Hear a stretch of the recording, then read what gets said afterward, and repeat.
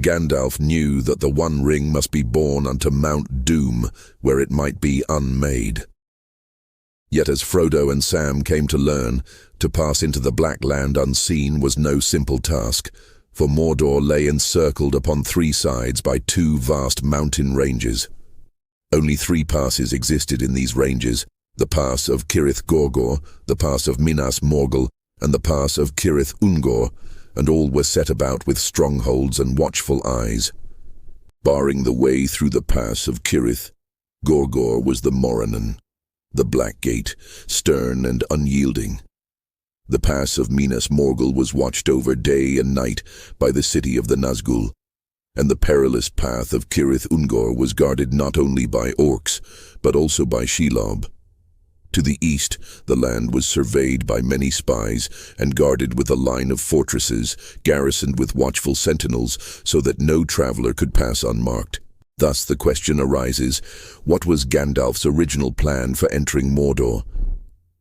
The first thing that must be understood is that the Fellowship of the Ring had not been formed with the purpose of escorting Frodo into Mordor. In the books, it was made clear that the Fellowship was always destined to fail before the end. The members were only asked to journey together until the hour came, when their paths must part, and the ringbearer go on alone. Legolas shall be for the elves, and Gimli son of Gloin for the dwarves. They are willing to go at least to the passes of the mountains, and maybe beyond. For men you shall have Aragorn, son of Arathorn, for the ring of Isildur concerns him closely.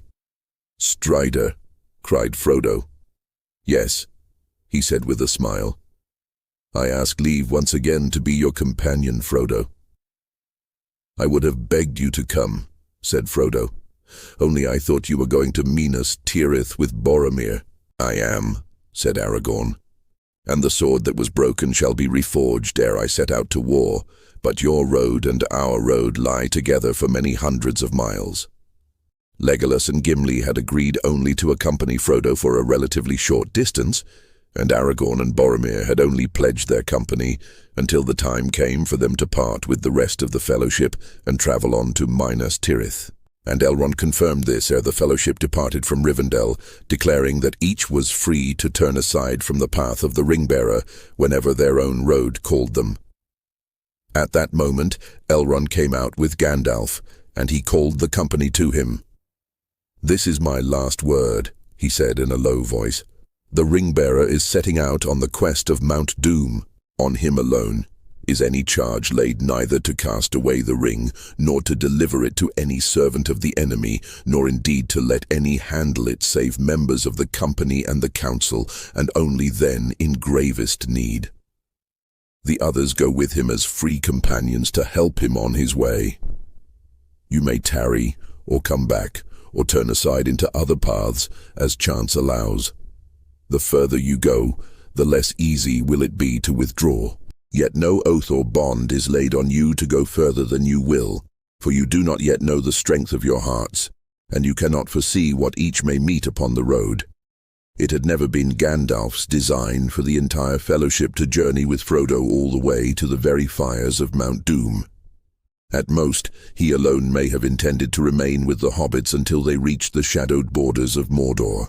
Yet it seems likely that Gandalf never planned to set foot within Mordor himself, for he was ever bound by other pressing duties, and his mind often turned to the wider struggles of Middle-earth. And this theory is evidenced after his return as Gandalf the White. For once his spirit returned to Middle-earth, he made no attempt to seek out Frodo and Sam, or rejoin their quest. Instead he chose to seek out the other members of the Fellowship and stir the realms of men, inspiring them to resist the coming darkness. So it seems highly plausible that even if he had never faced the Balrog in Moria, he would still have left Frodo to continue on to Mordor, while he himself turned aside towards Rohan. The idea that Gandalf would leave the Hobbits to brave Mordor alone might seem hard to believe, yet the pattern of his past deeds sets a clear precedent. Long before the War of the Ring, in the days of Bilbo's first great adventure, Gandalf gathered Thorin Oakenshield and his company of dwarves, encouraging Bilbo Baggins to join them with the assurance that he would make a most capable burglar. But the wizard did not remain with the company until the journey's end. He departed just before they entered Mirkwood, leaving them to face one of the most perilous parts of their journey without his guidance. "Goodbye," said Gandalf to Thorin, "and goodbye to you all. Goodbye. Straight through the forest is your way now. Don't stray off the track. If you do, it is 1,000 to 1 you will never find it again, and never get out of Mirkwood. And then I don't suppose I or anyone else will ever see you again." At first glance, this may seem like a dereliction of duty on Gandalf's behalf. However, in reality, Gandalf was acting exactly how he was supposed to. His role was not to seize glory for himself, but to kindle the courage of others, urging them toward deeds that they might never have attempted alone. This was the very essence of the Astari's mission in Middle-earth, to guide, to counsel, and to lend aid when it was needed, but to shape the course of events with the most subtle of touches. Now their emissaries were forbidden to reveal themselves in forms of majesty, or to seek to rule the wills of men and elves by open display of power. But coming in shapes weak and humble, were bidden to advise and persuade men and elves to good, and to seek to unite in love and understanding all those whom Sauron, should he come again, would endeavor to dominate and corrupt. They had not been sent forth as mighty warriors or powerful sorcerers, but to aid the peoples of Middle-earth. Thus Gandalf roused the dwarves, drew Bilbo into their adventure and set them forth upon their path. And although he placed in their hands a key and a map, he offered no clear instruction for how they might deal with Smaug once they stood within the lonely mountain's halls. But he trusted that, once nudged beyond the safety of their doorsteps, Thorin's company would find their own way to meet the challenge. And so it was during the events of Lord of the Rings. As in the days of the Hobbit, Gandalf offered counsel and aid. But it was never his plan to walk beside Frodo all the way to the fires of Mount Doom. He believed that Frodo would see the task to its end, whilst Gandalf himself turned to other matters of importance.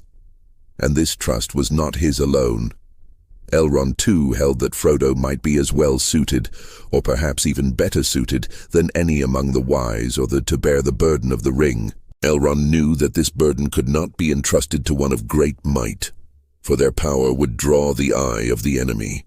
This task must fall instead to one of more humble strength, who acted not out of a desire for glory or fame, but out of dire necessity.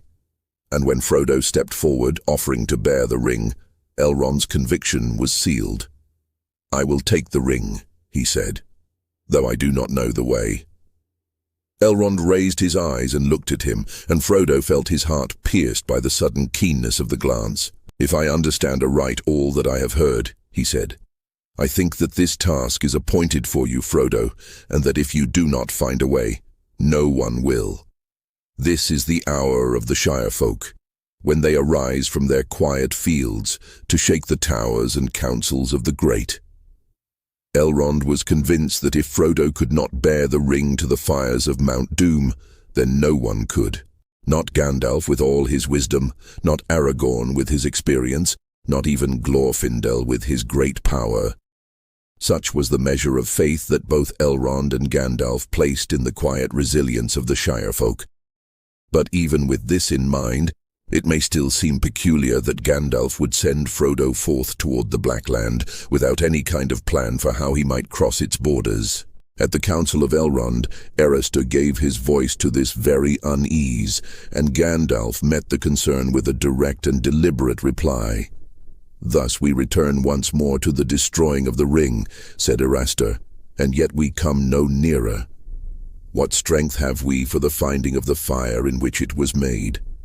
That is the path of despair, of folly, I would say, if the long wisdom of Elrond did not forbid me." "Despair or folly," said Gandalf, "it is not despair, for despair is only for those who see the end beyond all doubt. We do not.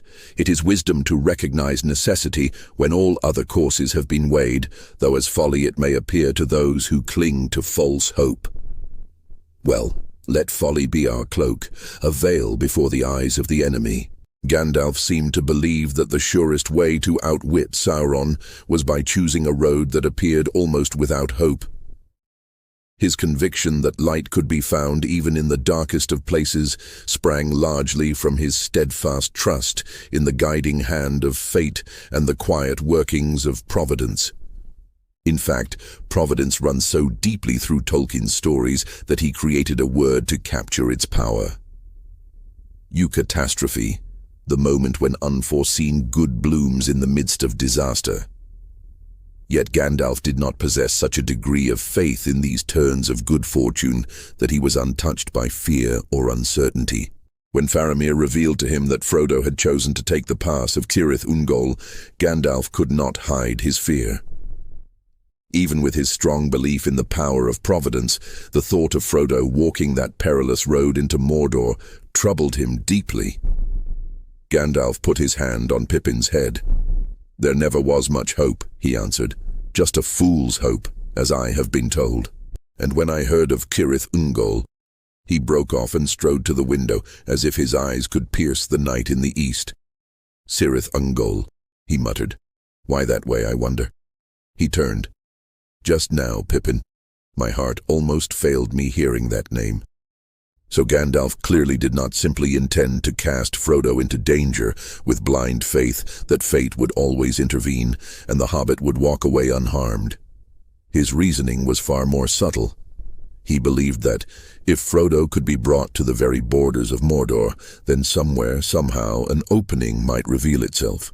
An unforeseen moment of eucatastrophe that they could seize to sneak him into the Black Land. And something akin to this is exactly what unfolded. Gollum, who Gandalf had once told Frodo still had a part to play in this tale, crossed their path.